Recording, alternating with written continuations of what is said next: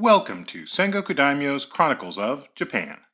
My name is Joshua, and this is episode 110, Manual Labor, Mounded Tombs, and Marital Missteps. Maro sat by a small campfire he had made along the river's edge. The water nearby was going to be the catalyst for the gruel that he was making, with some of the last bit of food that he had. As he stirred the pot, he looked over at his friend lying out, his head propped up against a rock.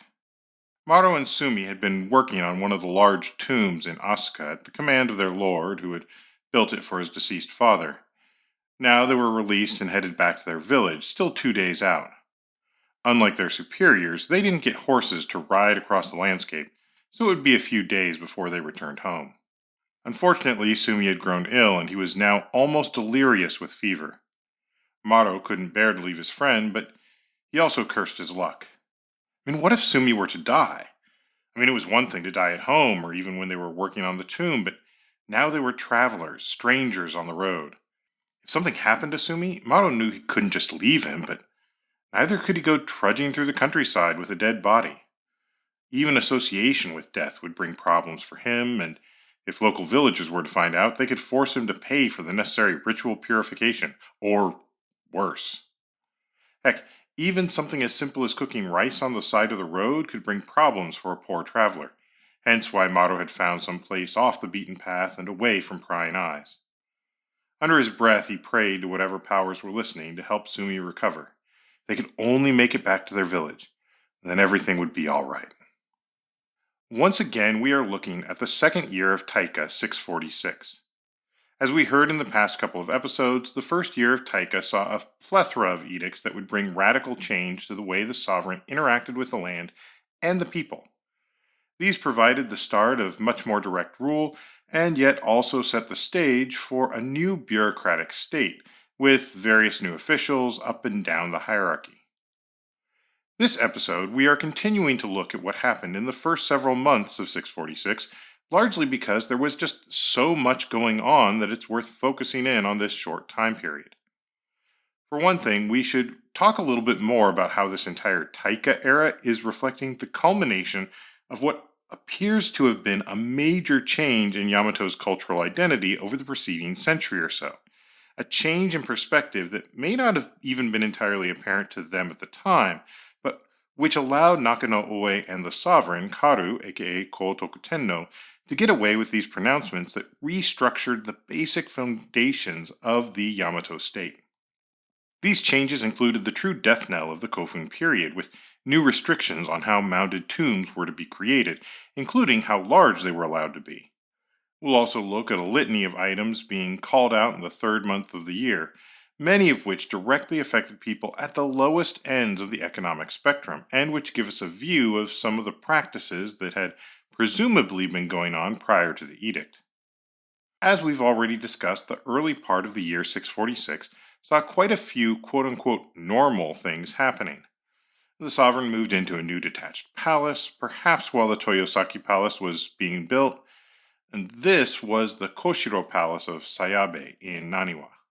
Emissaries were also sent out to restore, or possibly build, the arsenals. You may recall that the governors were supposed to gather up all the weapons and armor in a single place in each province so that it could be available just in case. Well, envoys from the Emishi came to do homage as well, and there was another round of envoys from Goryeo, Baekje, and Shilla. Apparently this time there were no complaints about the tribute. That was all just in the first 2 months. By the third, the governors had been called to account for their misdeeds, but also pardoned. We talked about this 2 episodes ago when we explored the new system of governors, but this is when their pardons happen. And the sovereign moved out of the Koshiro Palace, presumably to take up residence in the shiny new Toyosaki Palace that was just getting blessed and which was the nominal reason for the general amnesty across the land. With all of that over, well, it was time to get back to figuring out what part of the traditional order they would overthrow next. And apparently, Karu, our sovereign, had an idea. He sent a question to the crown prince, Nakano-Oe, to see what he thought about it, and were given the prince's response in a letter back to the crown on the 20th day of the third month of 646. The question Karu had asked was, roughly, what should be done about a group of families called the Iribe? This included the Koshiro no Iribe of the Omi Muraji, the Tomo no Miyatsuko, and the Kuni no Miyatsuko, as well as the Mina no Iribe of the royal princes. Karu had evidently asked what should be done about the miyake as well, the royal granaries. Now, reading the question as what should be done about these people sounds a bit ominous, so before we get to Nakano Oe's suggestions, let's just explore who were the Iribe mentioned here and what might be going on.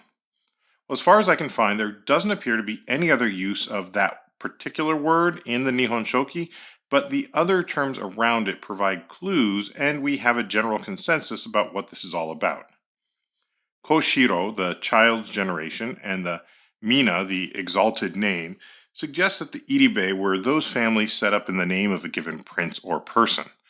As we've talked about on the podcast in the past, from the start of the various Bei families, there was a long-standing tradition of creating specific families to support specific given individuals. For instance, former queens, princes, and more. These families often took the name of the palace where these individuals resided. The output of these families and worker groups would then go to support that individual and their relatives. The language used in Nakano Oe's letter here suggests that various other elites had set up similar groups for themselves or their own relatives. This is supported by the fact that the miyake are also mentioned here. Now, the miyake were the royal granaries, and while they had a political significance in extending the presence of the Yamato throne, they were also supplying income, in the form of rice, to the throne and various members of the royal family. So Karu's question basically boiled down to, what do we do about all these groups that exist purely to support these elite families? Basically, what are we doing about the infrastructure for our income? Well, Nakano Oe's response reflects the new order that he was pushing for in this period. He notes that there is only one sovereign, and only the sovereign was owed the labor of the populace, suggesting that the labor of the Iribe and those otherwise conscripted into labor should be done according to the new labor laws that they had just enacted. This also suggested that even the miyake should be abolished.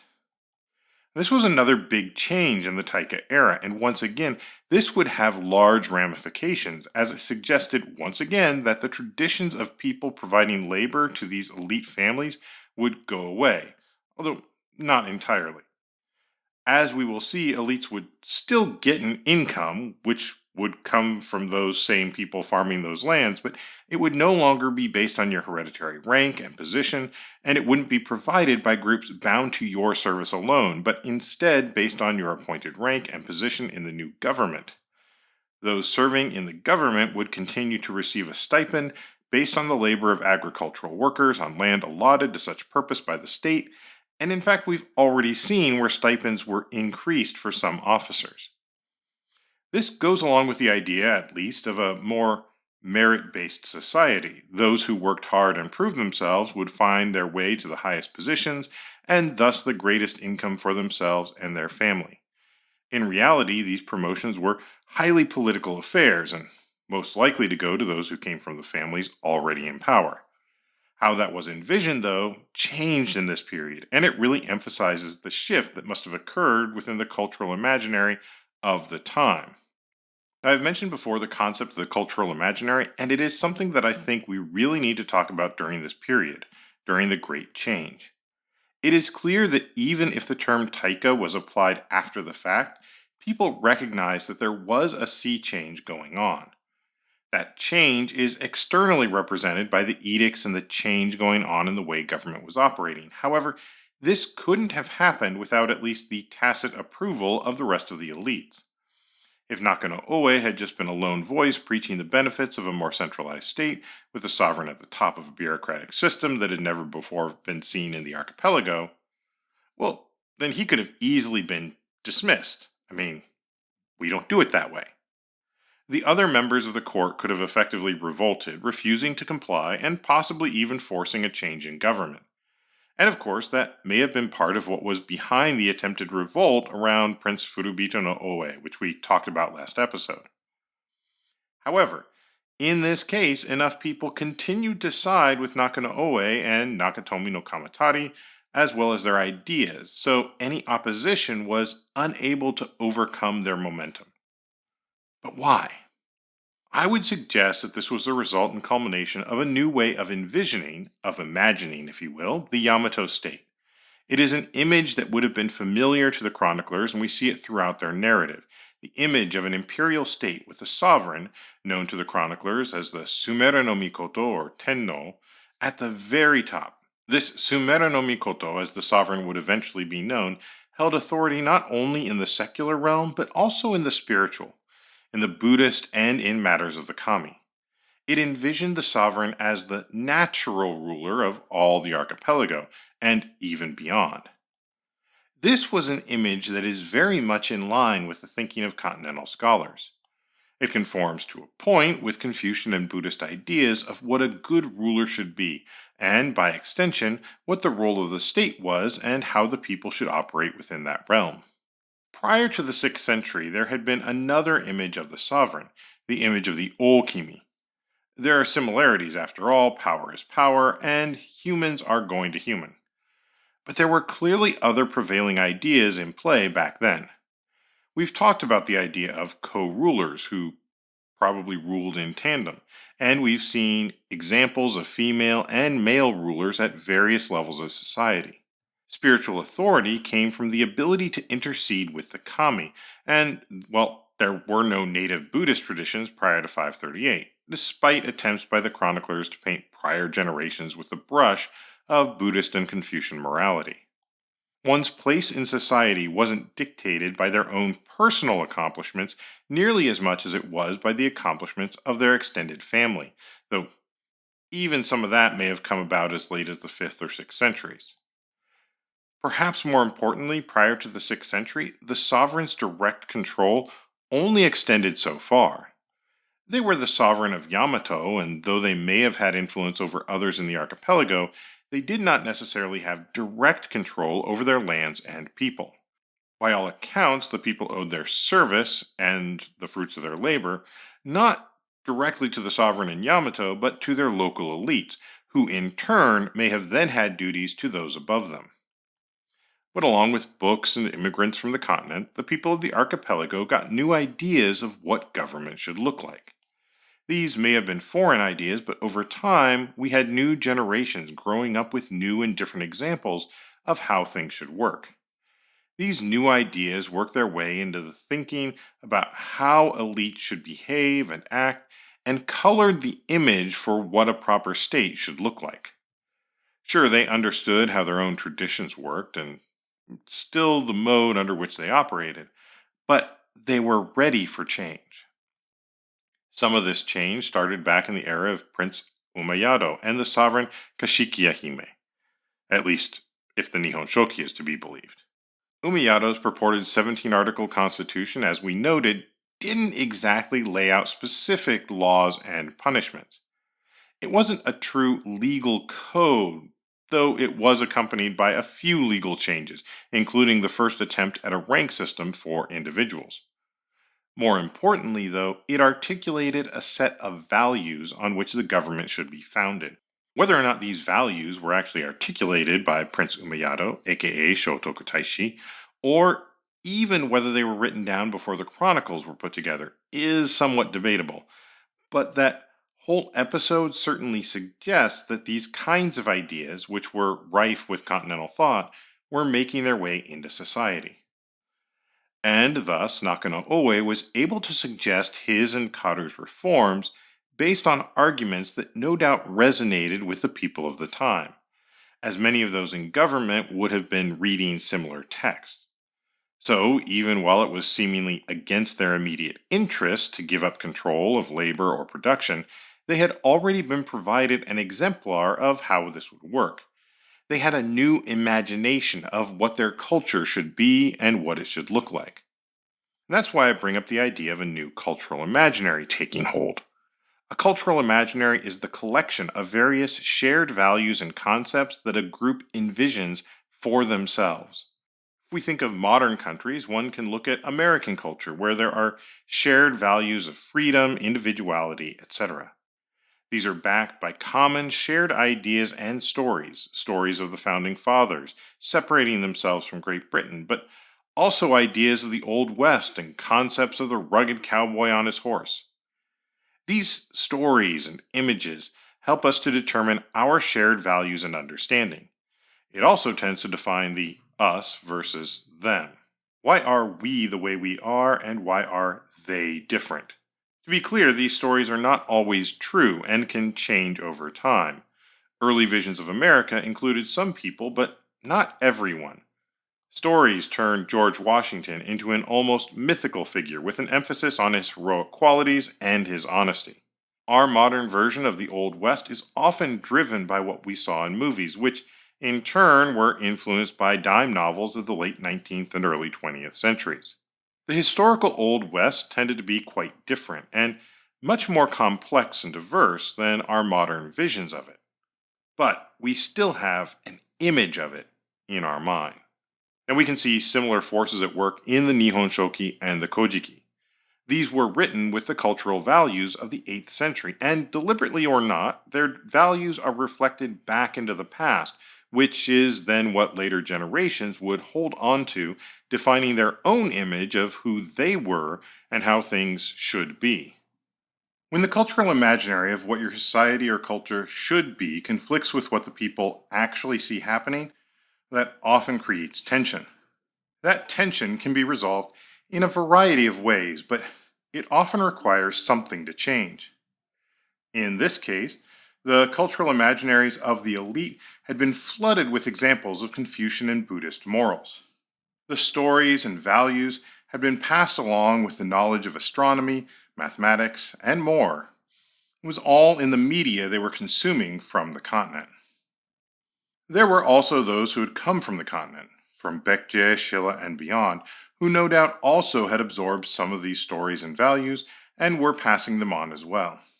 And so it probably wouldn't have taken that much for Nakano Oe to point out how the system that they were laboring under differed from what a so-called good government should look like. So, in a way, there was already buy-in for a change, at least at the very top. And thus it appears as though Nakano Oe and Karu were able to get many of the elites to give up a measure of their own autonomy under the old system for the benefits of the new system that was being created. Mind you, it likely didn't hurt that the throne was also ensuring that they gave out lavish gifts of silk, gold ingots, and hefty stipends to many of the more influential members of society as well. There are still questions as to how much actually changed initially. Sure, we see the edicts and intent to change, and the local elites of Yamato seem to have been going along with it, but we don't quite see how quickly these edicts were accepted in places like Izumo or Kibi, and I wouldn't be surprised to learn that, at least initially, many people just paid the edicts lip service, waiting to see whether or not they would actually be enforced. Still, these are definite changes away from the previous cultural norms. At the very bottom of the ladder, however, does it really matter if you're paying your rice to your local lord or it's going to the government? Not yours, anyway. Now, this all leads us to the next big edict, which focused on regulating tombs. While the ancient burial mounds, which could be called kofun, continued to be built into the 8th century in one form or another, by most timelines the kofun period ended around 538 with the introduction of Buddhism and the start of what we know as the Asuka period. As we've noted, even the kingly tombs of the royal family from the end of the 6th century stopped relying on the round keyhole-shaped tomb. By the early 7th century, the building of temples had become the new memorial for the ultra-wealthy of Yamato, a temple being a memorial that could be built before you passed and carry on your memory to later generations as a place of worship. This was no doubt helped by the idea that you would also accrue a fair bit of karma, the spiritual capital of the Buddhist worldview. However, a mounded tomb was still de rigueur for the elites and certain families, including those who had come over from the continent. The last keyhole-style tombs known to have been built appear to be out in modern Chiba Prefecture in the Kanto region in the first half of the 7th century. From then on, we largely see round, square, or octagonal tombs. Some of the latest tombs that we know of in the late 7th and early 8th centuries show clear signs of continental influence. Hitora Kofun and Takamatsuzuka Kofun, both in the Asuka area, are decorated in ways similar to tombs in Goryeo, including paintings of the four directional animals mentioned in the Li-ji, the Confucian Book of Rites. That is, Suzaku, the red bird of the south, Byakko, the white tiger of the west, Gembu, the black tortoise of the north, and Seiryu, the blue dragon of the east. Takamatsuzuka also contains murals of courtiers dressed in clothing that would be quite at home on the continent and which looks quite different from the clothing seen on Haniwa figures from only a century or so earlier. Tombs were also more likely to be clustered together and often only contained a single burial rather than evidence of a double burial. This was likely influenced by the Edict of 646. That edict also gives us ideas on what was considered to be reasonable for that era and provides some of our best descriptions in the written record to help us better understand tomb construction.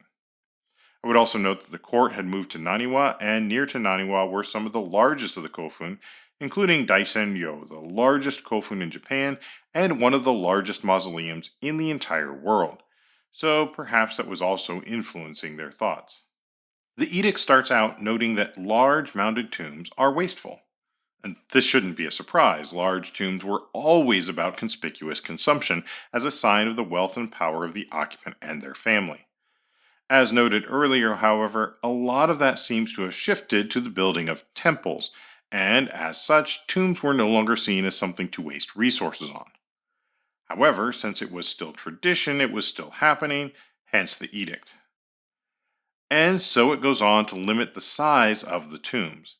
At the largest, it says, a tomb should be no more than about 9 shaku wide and 5 shaku wide on the inside, 1 shaku being approximately 1 foot. And then it goes on to say that it should be 9 hiro to a side and 5 hiro in height. A hiro was an ancient measure that was generally the length of 2 outspread arms, so about 5 shaku or 5 feet. That means we're still talking about a mound 45 feet on a side, which is really nothing to sneeze at. Now, this size was reserved for princes and up. The daijin, the great ministers of state, could have similar inner dimensions for their sarcophagus, but the outside was limited to only 7 hiro and 3 hiro in height. Lesser ministers only got 5 hiro to a side and 2.5 hiro in height, while others were allocated no mound at all and a smaller inner chamber. In addition, the number of laborers and how long they could work on a tomb was also capped. The largest tombs were allotted 1,000 laborers for 7 days. The daijin, the great ministers, received 500 laborers over 5 days. Other ministers received 250 laborers for 3 days, while below that you received 100 laborers for 1 day or 50 laborers for no more than a day. Here we see the state once again asserting itself into the relationship between the various individuals and the laborers. Previously, an elite family would have just used as many laborers as they had private access to, but now things were being regulated, and it was all based on your rank and position within the civil service of the new government. In addition, how the deceased was delivered to the monument was also regulated. A carriage was permitted for the highest ranked individuals, the members of the royal family.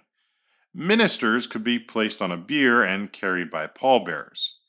No mention is made of the people of the lower class, with the assumption that they likely didn't get such a ceremony.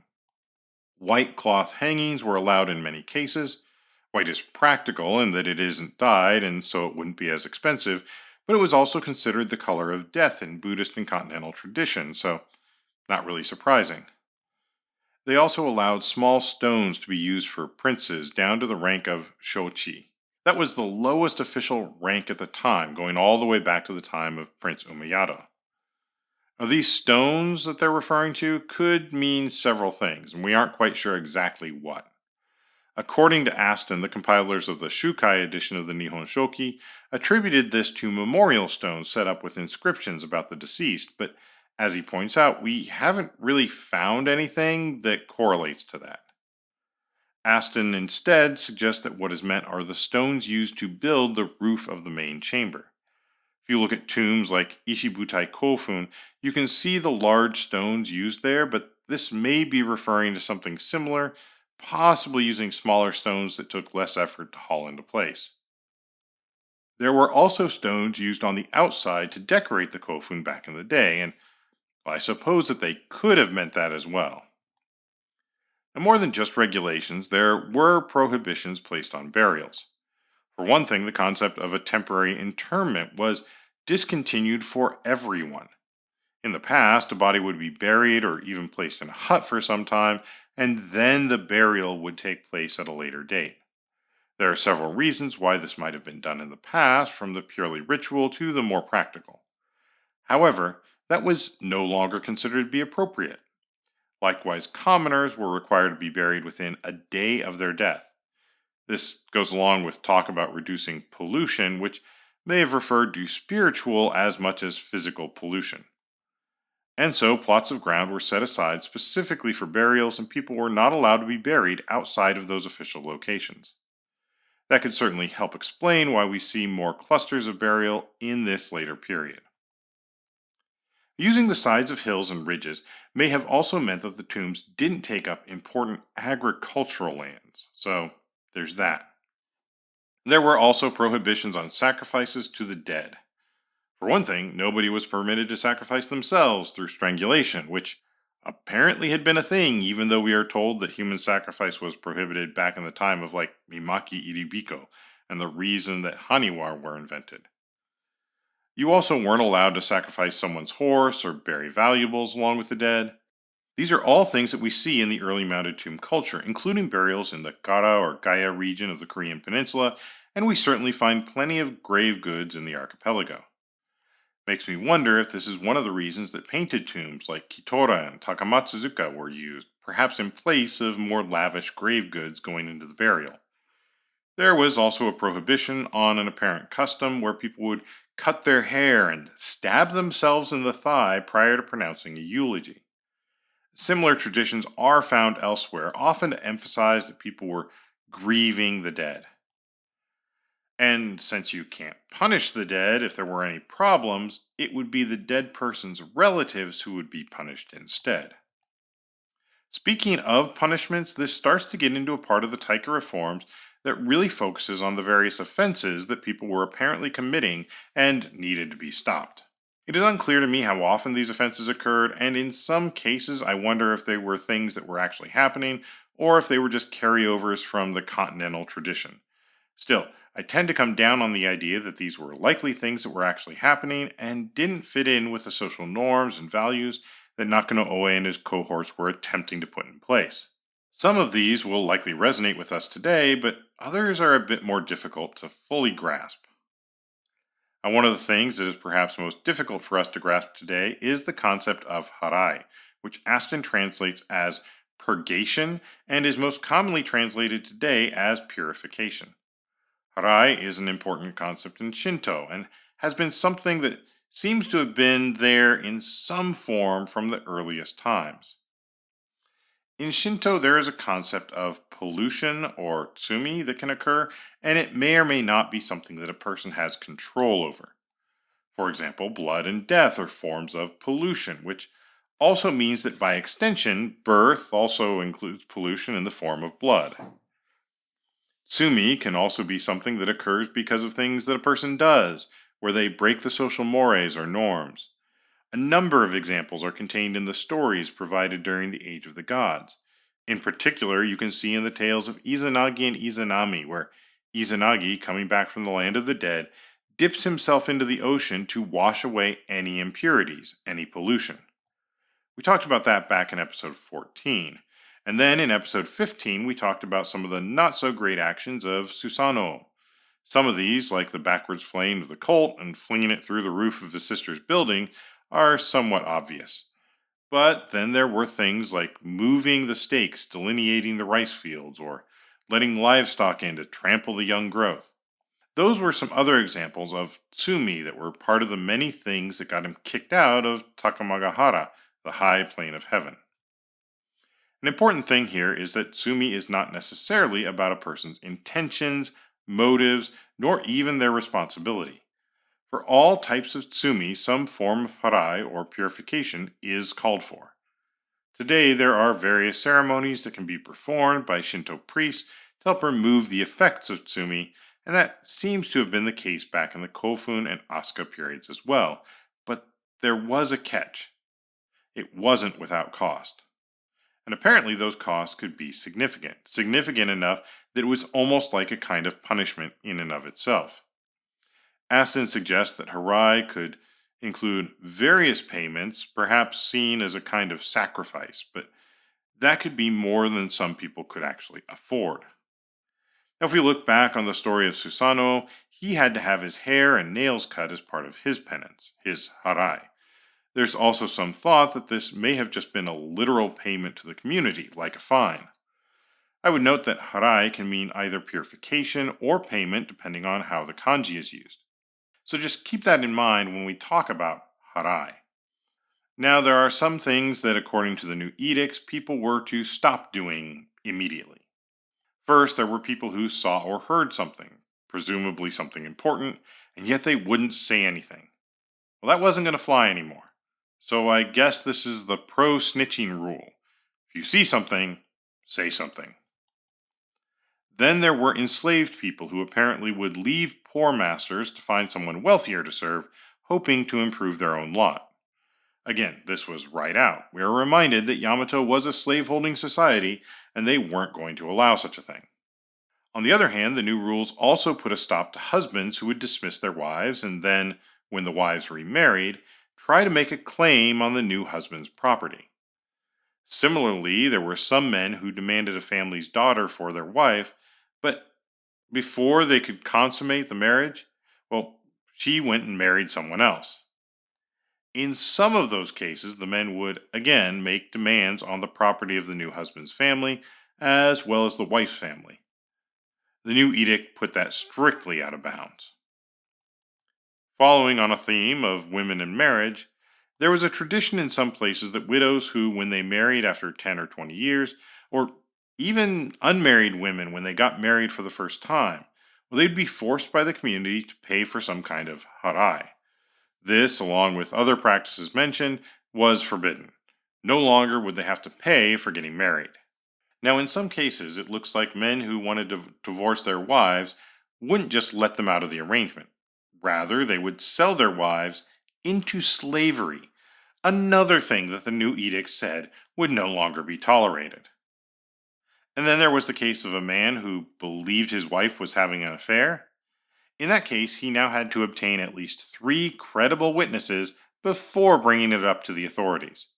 One presumes this was to protect women from men simply making a baseless claim with no proof. Not that a determined man couldn't find, or possibly even bribe, 3 witnesses to come forward and accuse his wife, but it at least upped the ante a little bit. Now, whether this was just to provide protection to women or whether it was just to reduce the amount of work on government officials, who would then have to investigate and come to a decision, isn't made exactly clear. I would note that while many of these new rules were coming down on the side of protecting women to some degree, there's still a very heavy patriarchal bias demonstrated throughout. In addition to all the information on marital affairs, there were a few other unrelated issues, but all of them were connected to the need to do harai. And so we come back to our story about poor Maro and Sumi coming back from the beginning of the episode. Now let's say a man finishing his forced labor is returning back when he falls ill on the road and dies in some village. Well, according to the established traditions, the people there could then require his companions or even his family members to perform harai, presumably meaning they would have to pay the village something or at least pay for the ritual cleansing to compensate for the tsumi that the death caused. Similarly, if someone were to drown, his companions would be held responsible. Even if someone were to stop and cook rice by the roadside while traveling, they could be made to perform harai, just because they didn't like the smell of rice or something. And the harai for all of this was so onerous that we are told even a younger brother might completely ignore the body of his elder brother just to avoid being associated with him and thus forced to perform harai. In all of these cases, the edict said that this would no longer be acceptable. You couldn't just put the squeeze on someone to perform harai just because their companion happened to pass away. Being on the road and traveling, especially for official government service, was clearly something that was on their mind. Moving on from the list of things that were to be discontinued without exception, there were a few other cases that were dealt with in the same edict. First, there was the case where peasants heading to the capital would leave their horses with someone in Owari or Mikawa, for example. They would leave cloth and bundles of hemp as payment for the person to look after their horses, and even procure a spade as a gift for when they returned. However, when they got back, they would often find that their horse had died, or else the horse had been sold, but the owner was told it had died. The last trick, if it was a mare, was to get the mare pregnant and then claim that the pregnancy had polluted their house, and therefore the owner would have to do harai, meaning that the horse usually ended up staying with the person who was supposed to just be holding on to it for a few days. The solution was to use the new bureaucracy. The owner and the person who agreed to keep the horse would make their statements to the village elder, and the owner would hand over the remuneration to the elder as a third party. This payment would be held by the elder until the owner returned, at which point it was handed over to the person who had kept the horse. This way, the person keeping the horse knew that he would only be paid for his trouble if the horse was still around when the owner returned. And so they effectively invented the concept of escrow. I suspect that such a system could be applied to many other such endeavors as well, where there was otherwise no guarantee of payment at the end of a task, nor guarantee that the task would be completed as agreed if they got the money up front. Besides that, the edict also had a short note about dues payable to the market commissioners for main roads and to ferrymen, likely various fees. Instead of the old system, these kinds of positions would now be granted rice land which could be cultivated, and they could receive a stipend from that. So these positions would basically have a form of income attached to them. Finally, during the key agricultural months, everybody was to be working on cultivating rice land. The edict specifically calls out that they should not eat dainty food nor drink sake, and I suspect because dainty food wouldn't give you enough energy, and drinking sake would impair your ability in the field. Each quarter, the Kuni no Miyatsuko were to send messengers to remind people of this edict, a kind of human public service announcement. So all of that was part of an edict on the 22nd day of the third month of 646. I'm not sure that there's a clear theme to all of it other than calling out old practices and describing how things would be done from here on out. There's clearly a concern with harai and how it would affect people's willingness to do the right thing. The next set of pronouncements would come almost 5 months later, and a lot of that had to do with names, as well as further work on the creation of the government. That was going to take a lot more time, though, and so I think that for now, we'll just end this here. The link between the state and laborers has been changed, the tomb building has been strictly regulated, and a series of rather specific pronouncements and prohibitions has been issued. And so, until next time, I want to thank you for listening and thank you for all your support. If you like what we're doing, please tell your friends and feel free to rate us wherever you listen to podcasts. If you feel the need to do more and want to help us keep this thing going, we have information about how you can donate on Patreon or through our coffee site, ko-fi.com/Sengoku Daimyo, or find the links over at our main website, sengokudaimyo.com/podcast, where we will have some information on this episode, as well as various discussion topics. Also, please feel free to reach out to our Sengoku Daimyo Facebook page, or you can email us at thesengokudaimyo@gmail.com. Thank you also to Ellen for their work editing the podcast. That's all for now. Thank you again, and I'll see you next episode on Sengoku Daimyo's Chronicles of Japan.